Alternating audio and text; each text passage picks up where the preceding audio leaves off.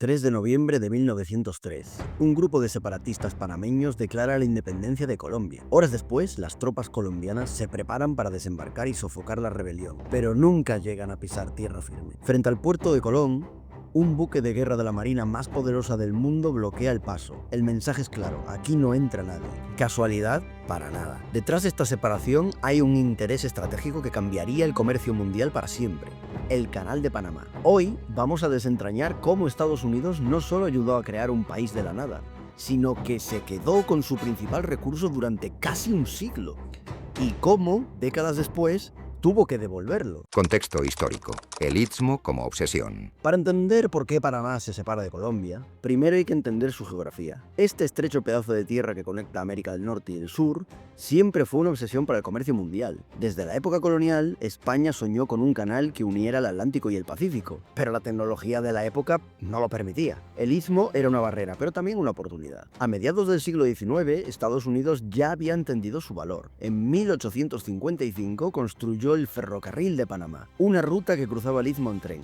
Fue un éxito inmediato, sobre todo durante la fiebre del oro de California.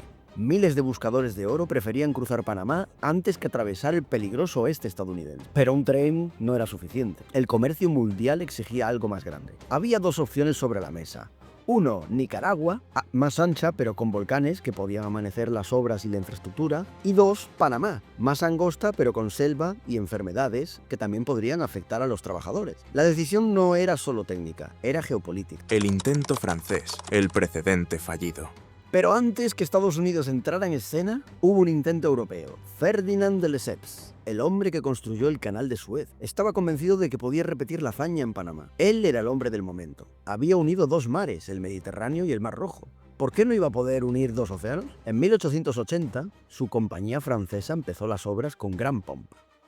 Pero subestimaron la selva, las lluvias torrenciales y, sobre todo, las enfermedades. La malaria y la fiebre amarilla mataron a miles de trabajadores. La maquinaria se oxidaba en la jungla y el dinero se evaporaba. En 1889, 9 años después, el proyecto colapsó en medio de un escándalo financiero gigantesco en Francia. Miles de pequeños inversores perdieron sus ahorros. Fue el llamado Escándalo de Panamá, uno de los mayores fraudes del siglo XIX. Pero los franceses dejaron algo muy valioso en Panamá: maquinaria, estudios topográficos y, sobre todo, la idea de que el canal de Panamá era posible.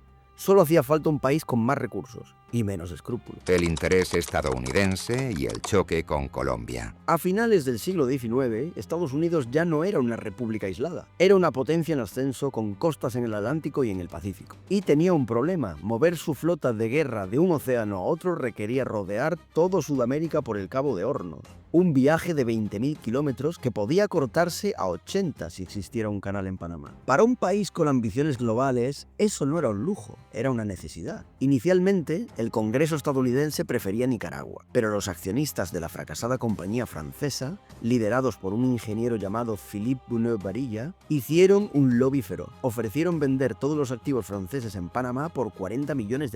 Era una ganga, y el presidente Theodore Roosevelt lo sabía. Pero había un problema: Panamá era territorio colombiano. A lo mejor esto no lo sabíais. Había que negociar con Bogotá. En 1903, Colombia y Estados Unidos firmaron el tratado Herrán-Hay. A cambio de $10 millones y un pago anual, Colombia permitía a Estados Unidos construir el canal. Parecía un acuerdo cerrado, pero el Congreso colombiano, sintiendo que cedían soberanía sobre una parte clave de su territorio, cometió lo que Roosevelt llamaría después el gran error: rechazó el tratado. Y la respuesta de Washington nos hizo esperar. Roosevelt estaba furioso. En sus propias palabras, consideraba a los colombianos títeres y conejillos de Indias que se interponían en el progreso. Y ahí empezó el complot. Una pequeña intervención solo para recordarte que si te está gustando este vídeo y te han gustado los anteriores y los has visto también, por favor suscríbete.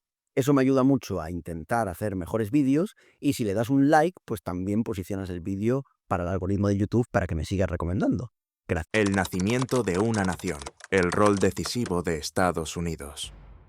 Los separatistas panameños llevaban décadas soñando con la independencia. José Agustín Arango y Manuel Amador Guerrero, entre otros, habían conspirado en más de una ocasión contra el dominio colombiano, pero siempre fracasaron. Necesitaban un aliado poderoso. Ese aliado fue Philippe Bonneau-Barilla, el ingeniero francés que actuaba como enlace directo con la Casa Blanca. En reuniones secretas en Nueva York, Los separatistas y los representantes de Roosevelt diseñaron la independencia. El plan era sencillo. Estados Unidos garantizaba que impediría cualquier intervención colombiana. A cambio, los panameños aceptarían un tratado que diera a Estados Unidos control perpetuo sobre el canal. El 3 de noviembre de 1903 estalla la revuelta en la ciudad de Panamá. Colombia, como era previsible, envía tropas para sofocarla. Pero cuando los barcos colombianos llegan a Colón, se encuentran con una sorpresa. Frente al puerto, el USS Nashville, un buque de guerra estadounidense, bloquea el paso. Las tropas colombianas no pueden desembarcar. La independencia es un hecho en cuestión de días. El 6 de noviembre, Estados Unidos reconoce la nueva República de Panamá. Es el reconocimiento diplomático más rápido de la historia. Pero lo mejor estaba por llegar. Bunau Varilla, actuando como embajador panameño a pesar de ser francés, firma el tratado Hay-Bunau Varilla el 18 de noviembre, apenas 2 semanas después de la independencia. Un tratado redactado en inglés que los panameños apenas tuvieron tiempo de leer. Y en ese tratado cedían a perpetuidad una franja de 16 kilómetros a cada lado del canal. Nacía la zona del canal, un país dentro de otro país. La zona del canal, el enclave imperial. El tratado Hay-Bunau Varilla le dio a Estados Unidos algo que ningún otro país ha tenido en América Latina: soberanía plena sobre una franja de territorio extranjero. La zona del canal no era una base militar, era una colonia. En sus 16 kilómetros de ancho regía la ley estadounidense, no la panameña. Había escuelas, tribunales, comisarías y tiendas estadounidenses. Los panameños necesitaban permisos especiales para entrar, y los que trabajaban allí vivían en condiciones de segregación. Los estadounidenses en confortables barrios, los panameños y antillanos en barracones. Mientras tanto, la construcción del canal avanzaba a un ritmo frenético. Los estadounidenses aprendieron de los errores franceses. Primero, erradicaron la fiebre amarilla gracias a las campañas sanitarias del Dr. William Gorgas. Luego, construyeron un sistema de esclusas monumental. Una obra de ingeniería sin precedente. En 1914, el canal se inauguró. Acortó el viaje de Nueva York a San Francisco de 60 días a 3 semanas. El comercio mundial cambiaba para siempre. Pero para los panameños, la humillación era constante. Habían cambiado un amo por otro. La zona del canal era una espina clavada en el corazón de su soberanía. Y tarde o temprano, esa espina tendría que ser extraída. Las grietas en el sistema. El despertar panameño. Lo cierto es que desde el principio los panameños protestaron, pero durante décadas sus reclamos fueron ignorados. Estados Unidos era la potencia hegemónica en la región y Panamá, un país pequeño y recién nacido, no tenía poder para exigir nada. Sin embargo, el mundo cambiaba. La Gran Depresión, la Segunda Guerra Mundial y el ascenso del nacionalismo en América Latina empezaron a presionar a Washington. En 1936, bajo la presidencia de Franklin Roosevelt y su política de buen vecino, se firmó el tratado Hull-Alfaro. Estados Unidos renunciaba a su derecho de intervenir militarmente en Panamá y aumentaba el pago anual del canal. Pero la zona del canal seguía siendo territorio estadounidense. El verdadero punto de inflexión llegó el 9 de enero de 1964. El llamado Día de los Mártires. Un grupo de estudiantes panameños intentó izar su bandera en la zona del canal, desafiando las reglas de la segregación. Estallaron enfrentamientos con la policía de la zona y el ejército estadounidense. Cuando el polvo se asentó, más de 20 panameños y 4 estadounidenses habían muerto. Panamá rompió las relaciones diplomáticas con Estados Unidos y por primera vez la comunidad internacional miró con atención. La lucha por el canal ya no era solo un problema bilateral, era una causa latinoamericana. La negociación. Torrijos versus el imperio.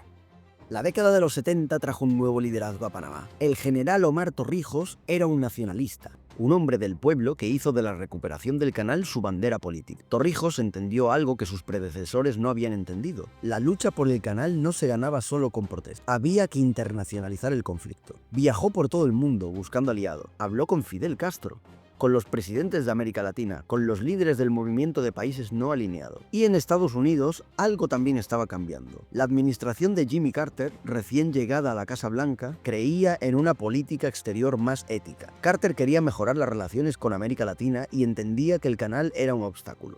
En 1977, después de intensas negociaciones, se firmaron los tratados Torrijos-Carter. Eran 2 documentos históricos. El primero, el Tratado del Canal del Panamá, establecía que el canal sería transferido a Panamá el 31 de diciembre de 1999, al mediodía. El segundo, el Tratado de Neutralidad Permanente, garantizaba que Estados Unidos tendría derecho a intervenir si el canal era amenazado. Una cláusula polémica, pero necesaria para que el Senado estadounidense aprobara los acuerdos. La firma fue un momento de gran emoción en Panamá. Torrijos, con su característico sombrero pintado, dijo: «Hoy no hemos ganado nada que no nos perteneciera. Hemos liquidado una deuda histórica». En Estados Unidos, la oposición criticó ferozmente a Carter. Ronald Reagan, en su campaña presidencial, usó el tema del canal como símbolo de la debilidad estadounidense.